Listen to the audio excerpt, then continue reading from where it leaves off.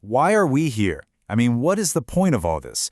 These are maybe the biggest questions we can ask. And today we're diving headfirst into that search for truth and meaning, using the book The Truth of Religions as our guide on this pretty epic philosophical journey. At the very heart of our search is this fundamental dilemma.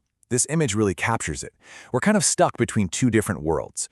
On one hand, you've got what the text calls the Sinnenwelt. That's the world of the senses. It's everything we can touch, see, measure, the stuff of science.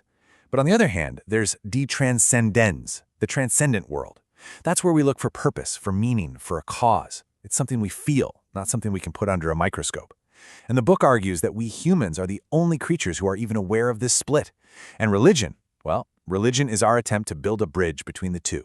And this whole journey is framed perfectly by this one idea from the philosopher Karl Jaspers. Nobody has the truth, we all seek it. This is so important. We're not here to find the one final correct answer.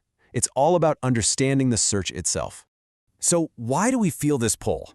What is it that drives us to connect the physical world with this deeper sense of meaning? To start figuring that out, our journey's first stop is a place that, for a very long time, promised it would have all the answers.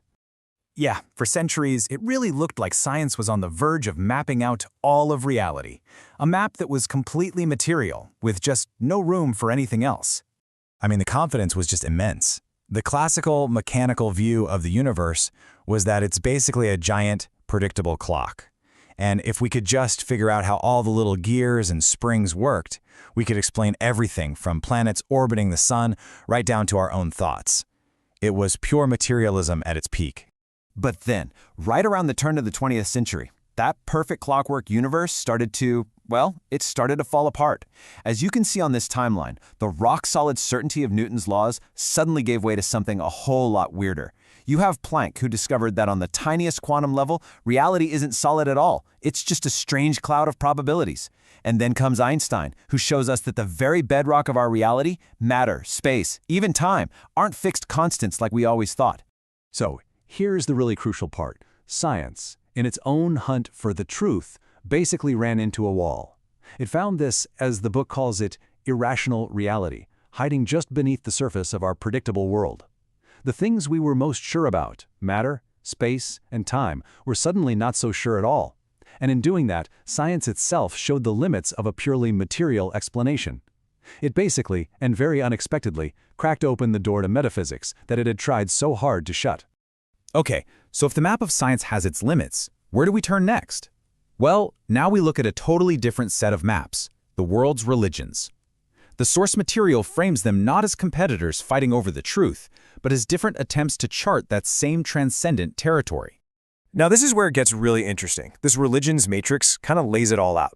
Let's just walk through it. First up, the goddess concept, the idea of God. In the East, it's often this impersonal, universal principle. In the West, it's a very personal creator God. Then you have Weltverständnis, how they see the world. For the East, it's often an illusion, a cycle. For the West, it's a linear story, creation, history, and then an end. And finally, Seelenheil, salvation. In the East, the goal is often to dissolve your individual self back into the whole, while the West is more focused on saving the individual soul for eternity. The approaches are so different, but look, they're all wrestling with the same big questions. Let's just zoom in on one part of this family tree for a second, the monotheistic faiths. You've got Judaism, Christianity, and Islam, all pointing to one God, but their paths are different. Judaism emphasizes individual responsibility, Christianity focuses on grace and love, and Islam on absolute submission. It's a perfect example of how even with a shared core belief, the maps can end up looking pretty different. And this leads to a really fascinating and kind of provocative idea from the book. What if? What if all these different maps actually came from the same original source? And what if the differences we see today are just the result of thousands of years of human error? Bad translations, political agendas, historical misunderstandings. It's a powerful thought. Maybe beneath all the conflict, there's a single common spiritual truth. So, if there's a common source, does that mean there's a common law? The book argues yes, that across every single one of these spiritual maps, there is one principle that stands above everything else, a kind of universal true north for humanity. To get what this law is, we first have to see what it isn't. On one side of these scales, you have what's called positive recht, or positive law. These are the laws we humans make up. They change with time, they're different in every culture, and let's be honest, they're often full of flaws. But on the other side, you have natural recht or Goodlick's recht, natural or divine law. This is supposed to be an eternal, unchanging standard of justice that exists way above any human society. So what is this eternal divine law? Well, the founder of the Baha'i faith, Baha'u'llah, gives an absolutely stunning answer that's quoted in the text. He says that while religious rules and rituals might change from one era to the next, there is one law that is constant, that is always flowing like a fountain and never ever changes: the law of love. But wait, we're not talking about a Hallmark card emotion here. The source is very clear. This love, or agape, is a cosmic principle. It's an active, creative force. It's the act of giving without expecting anything back. It's the total opposite of the "I'll scratch your back if you scratch mine" mentality. As Therese of Lisieux put it so perfectly, love is to give everything and to give oneself.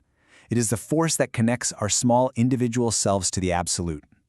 And following this law, this principle of love, actually leads us to the final destination of our whole journey: a completely new way of thinking about freedom.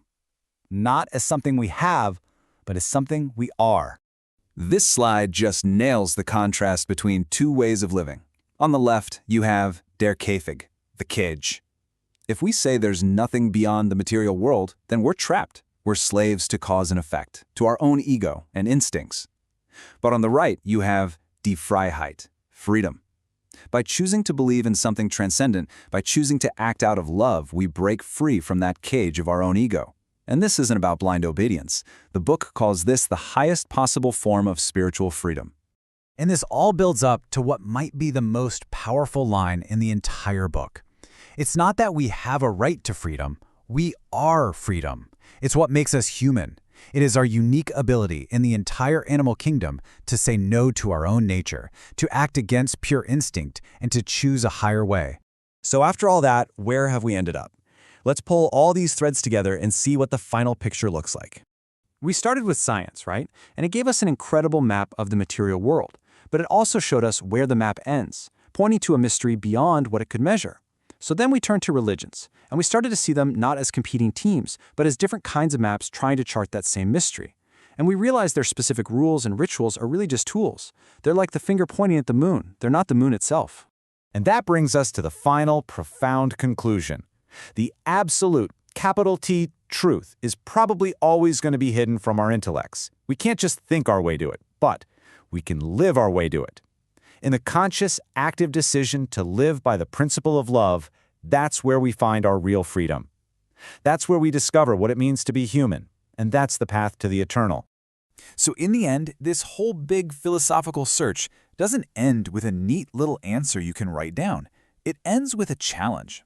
It brings it right back from the cosmos to you personally, and leaves us all with one final question to really think about. What does it actually mean for you in your life to live by the law of love?